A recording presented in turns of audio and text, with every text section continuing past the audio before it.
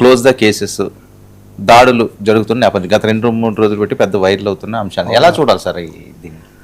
అంటే ఇవి ఒక విధంగా దురదృష్టకరమైనవి. ఏదైనా కథ సుఖాంతమైంది కాబట్టి దాన్ని మనం స్వాగతించాలి. ఖచ్చితంగా ఈ విధంగా రాజకీయాలు, మీడియా రకరకాల అంశాలు అన్న తర్వాత ఒడిదుడుకులు అప్పుడప్పుడు రావటం, అపార్థాలనండి, ఆవేశాలు ఇట్లాంటివి రావటం సహజమే. కానీ నాకు ఈ విషయంలో అంటే ప్రొఫెసర్ నాగేశ్వర్ గారి వ్యాఖ్యల మీద రకరకాలైన ట్రోల్స్, దాడులు ఇవన్నీ, తర్వాత నాదెండ్ల మనోహర్ లాంటి వాళ్ళ వ్యాఖ్యలు ఇవన్నీ అయిన తర్వాత ఇది సమాప్తమైన తీరు చాలా సంతృప్తికరంగాను మనం స్వాగతించదగిందిగా ఉంది. దీంట్లో అతి కీలకమైనది జనసేన ఈ విషయంలో ప్రదర్శించినటువంటి విఘ్నత.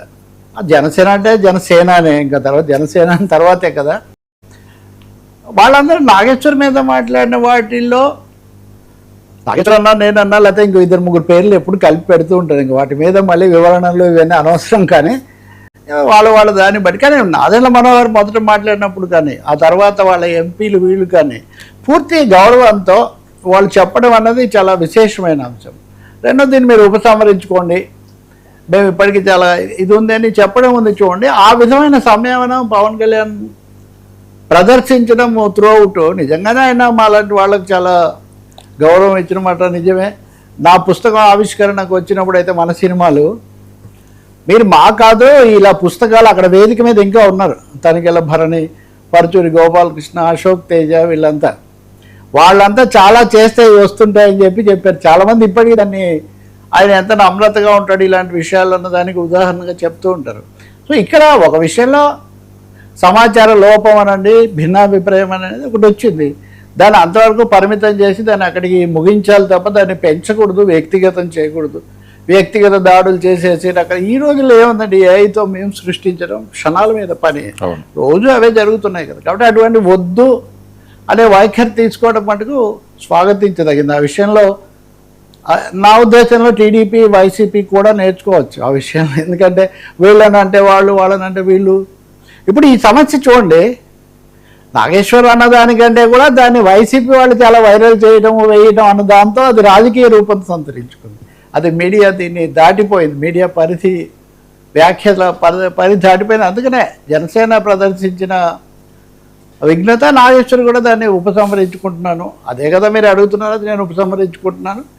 అదే సమయంలో నేను ఏదో కేసులు ఇవన్నీ సమస్య కాదు, ముందు ఒక సమాచారం లోపం, దాన్ని వెరిఫై చేసుకునే అవకాశం ఆ చేయకపోవడం వల్ల వచ్చిన గ్యాప్ తప్ప ఇట్లాంటివి మీడియాలో వస్తుంటాయి. పెద్ద పెద్ద పత్రికల్లో సంపాదకీయాలు రాసి కూడా సవరించుకున్నది ఉంటుంది. ఇక్కడ 3 పాల్గొన్నారు, 3లో పాల్గొన్న ఒక ఆయన కాదన్నాడు, దేర్ ఎండ్స్ ది మ్యాటర్. ఇంకా అది కాదు, నేను కూడా ఉపసంహరించుకుంటున్నాను అన్నది అయిపోయింది. బట్ ఇప్పుడు నేను అనేది ఏమంటే 99 టీవీ కూడా విషయం ఇవన్నిటికీ జరిగింది కాబట్టి కుందాగా అన్నింటినీ చేయటం. మీరు నిన్న సాయంత్రం డిబేట్ చేశారు, అన్ని పార్టీల వాళ్ళు కూర్చున్నారు, చెప్పారు. సంతోషించాల్సింది ఏంటంటే అన్ని పార్టీలు కూర్చునే వేదిక 99 టీవీ లాంటివి చాలా కొద్దిగా ఉన్నాయి ఈ రోజుల్లో. ఎవరికి వాళ్ళ తరఫున వచ్చి వాళ్ళే కూర్చొని ఆ పద్ధతుల్లో ఒక ప్రజాస్వామ్య వేదిక కావాలి, విస్తృతమైన అభిప్రాయాలు రావాలి. భిన్నాభిప్రాయాలు ఘర్షణ పడతాయి, దానికి ఏముంది. కానీ వీళ్ళిద్దరు కూడా ఇటు ఈయన వాస్తవికత కానీ అటు వాళ్ళు చూపించిన విఘ్నత కానీ చాలా స్వాగతించదగింది. ఈ సమయంలో దీని కొనసాగింపు ఏంటంటే, నేను ఇందాకే వస్తూ వార్త చూస్తున్నా, కాకినాడలో ఇంకా చాలా చోట్ల కేసులు పెట్టారు. కాకినాడ ఎస్ఐ, సిఐ నిన్న మాట్లాడుతూ కేసు వచ్చింది, మేము ఇంకా ఎఫ్ఐఆర్ నమోదు చేయలేదు అని ఆయన చెప్పారు. అది మంచి పద్ధతి. ఎందుకంటే ఇప్పుడు ఒకసారి ఉపసంహరించుకున్న తర్వాత దీన్ని ఇంకా సాగదీసుకునే బదులు ఈ కేసులు వీటిని ఉపసంహరించుకోవటం. రెండోది, ఇవి ఎవరు తీసేస్తారు? విశృంఖలంగా పెట్టిన వ్యక్తిత్వాన్ని ఇంకో దాన్ని చేస్తూ దీని ఆధారంగా ఇదైపోయిన వాళ్ళు కాబట్టి. ఎందుకంటే ఎవరు ఏది చేస్తున్నారో తెలియటం లేదు. నేను ఇందాక నారా లోకేష్ గారు ఈ వీడియో చూస్తున్నాను. ఆయన ఏం చెప్తున్నారు, జనసేన పేరుతో టీడీపీని, టీడీపీ పేరుతో జనసేనను, మా ఇద్దరి పేరుతో బీజేపీని, రకరకాలవన్నీ కూడా వచ్చేస్తున్నాయి. ఇదే మాట వాళ్ళు కూడా చెప్తూ ఉంటారు. కాబట్టి ఈ రకరకాల శక్తులు ఈ విశృంఖలంగా మారిన పరిస్థితుల్లో ఎవరు ఎవరిని ఎందుకు ఏ లక్ష్యంతో చేస్తున్నారు అనేది కూడా స్పష్టంగా కనబడిన ఒక వాతావరణం ఏర్పడింది. కాబట్టి దీనికి ఇప్పటికీ ఇరువైపులు సంయమనం పాటించి ముగింపు పలికినట్టే దాన్ని అలాగే చేయాల్సినటువంటి అవసరం ఉంది. దీన్ని సుఖాంతం చేయాలి తప్ప దీన్ని వివాదగ్రస్తం చేయటం, ఎవరెవరో ఎప్పటిెప్పుడో ఉన్న ఆలోచనలన్నిటికీ దీన్ని ముడిపెట్టి సాగ తీసుకోవడం మటుకు బొత్తిగా మంచిది కాదు. భిన్నాభిప్రాయాలు వ్యూహాలు రకరకాలైన ఇక ముందు కూడా ఉంటాయి. బీజేపీ వ్యూహం ఏంటి, టీడీపీది ఏంటి, జనసేన ఏంటి, వైసీపీ ఏంటి, అవన్నీ రాజకీయాలు. కాబట్టి ఈ తేడా చూడాల్సిన అవసరం ఉంది. దాడులు, కేసులు, తిట్లు, దూషణలు ఎవరైనా కానీ అది నిజం కాదు. ఇప్పుడు ఆశ్చర్యపోతారు మీరు. ఇప్పుడు మన చర్చ అయిన తర్వాత కింద వచ్చే కామెంట్స్ చూస్తే మీరు పూర్తిగా వాళ్ళని బలపరుస్తున్నారు అని ఒకరు చెప్తే, కాదు పూర్తిగా వీళ్ళని మోస్తున్నారని ఇంకొకరు అంటారు. అమరావతి మావి గారి చర్చ వచ్చినా అంతే. నిన్న మనం చేసాం కదా. ఇప్పుడు నిన్న ఆయన ఎందుకు అలాంటి మాటలు మాట్లాడాడు? వాళ్ళ పత్రికలో కూడా ఆ పదం వస్తుందో లేదో నాకు తెలియదు, రాకపోవచ్చు. నిజంగా ఆ పదం వాళ్ళు వాడలేదు. ఎందుకని వోకల్ దీనికి, ప్రింట్ దీనికి, రాజకీయాలకు చాలా తేడా ఉంటుంది. సో ఈ తేడాలు చూడాల్సిన అవసరం ఉంది. ఇంకొక అంశం కూడా మన వీక్షకులు కానీ నాయకులు కానీ reports, inputs, comments, criticisms, counter పోజులు, ఇవన్నీ అనేక రకాలు ఉంటాయండి చర్చల్లో. వీరందరినీ గుండు కొత్తగా ఇప్పుడు చాలామంది విశ్లేషకులుగా మనతో, లేదా మనతో కాకపోయినా మీతో ఈ మధ్య నేను మనతో కూర్చోలేదు, వాళ్ళు ఇప్పుడు కొన్ని పార్టీలు అధికార ప్రతినిధులు ఇది కళ్ళ ముందు జరుగుతోంది కదా, కావాలని కూడా చాలామంది చూస్తున్నారు కదా. కాబట్టి ఇది బ్రాడ్గా వాడేదే కానీ ప్రొఫెషనల్గా అకాడమిక్గా మాట్లాడే వాళ్ళు వేరు, రాజకీయ సందర్భాల్లో కెరీర్ కోసము, అంటే వాళ్ళ కెరీర్, ఎవరికైనా ఒక కెరీర్ ఉంటుంది, కెరీర్ పొలిటికల్ ఐడియాస్ వేరు. సో ఇది జనసేన పవన్ కళ్యాణ్ అభిమానులు చాలా ఉధృతంగా ఉంటారు, అందులో కూడా ఏం సందేహం లేదు. కాబట్టి వాళ్ళని రిస్ట్రైన్ చేయడం అన్నది నిజానికి ఆయన తీసుకున్న పెద్ద పని. ఆ బాధ్యత తీసుకొని పార్టీ వాళ్ళు ఇంతకంటే ఇంక దీన్ని చేయకండి, ఇంతటితో ముగించండి అని అదే వైఖరి ప్రభుత్వం, పోలీసులు కూడా తీసుకోవడం అన్నది సమంజసంగా ఉంటుంది. ఎవరిని దుష్ప్రచారం చేసినా కానీ, అలాంటి కథనాలు ఎవరిచ్చినా కానీ. ఇంకొకటి కూడా అన్ని పార్టీల నాయకులు గుర్తించాల్సి ఉంటుంది.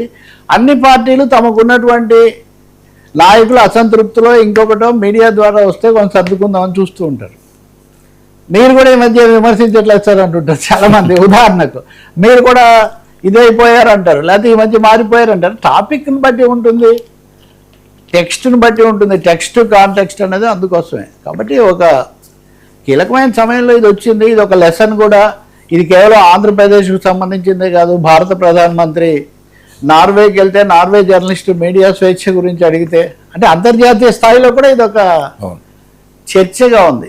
కాబట్టి ఆంధ్రప్రదేశ్లో జనసేనకు సంబంధించి వచ్చిన ఈ వివాదం, దాని మీద ఆయన ఉపసంహరణ, ఇవన్నీ సరైన దిశలో ఉన్నాయని నేను భావిస్తున్నాను. దీనితో ముగించడం, పోలీసులు కూడా ఈ కేసులు అంటే ఫిర్యాదులు చేశారు, ఉపసంహరించుకున్న కేసే లేదు కదా.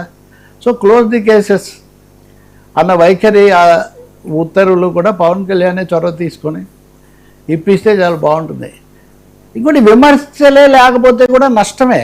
ఎవరో ఒకరు ఒక మాట ఎక్కువ తక్కువ విమర్శ చేస్తారు, దాని నుంచి మనకు మేలే జరుగుతుంది. కానీ కేవలం పొగిడే వాళ్ళ వల్ల, దిమాగతుల వాళ్ళ మటుకు పూర్తి మేలు జరగదండి. ఎంతో కొంత విమర్శ, ఎంతో కొంత భిన్న కోణం చూపించే వాళ్ళ వల్లే మేలు జరుగుతుంది. బుద్ధి చెప్పువాడు అదే సామెత ఉంది అట్లా. అలానే అందరికంటే అతీతులు మేము అందరికీ అనేది కూడా ఏం లేదు. ఎవరి పాత్ర వాళ్ళది, ఎవరి పద్ధతి వాళ్ళది, అంతవరకే. ఉపసంహరించబడాలని, కేసులు కూడా ఉపసంహరించబడాలని ఆయన వ్యాఖ్యల ఉపసంహరణతో పాటే కేసులు కూడా ఉపసంహరించబడడం, దాడులు కూడా ఉపసంహరించబడడం. ఎవరో అన్నారు ఈ మొత్తం వ్యవహారంలో ఉపసంహరించబడిన వాళ్ళు ఒకరైతే సంహరించబడిన వాళ్ళు వేరే ఉన్నారని. వాళ్ళు ఎవరు?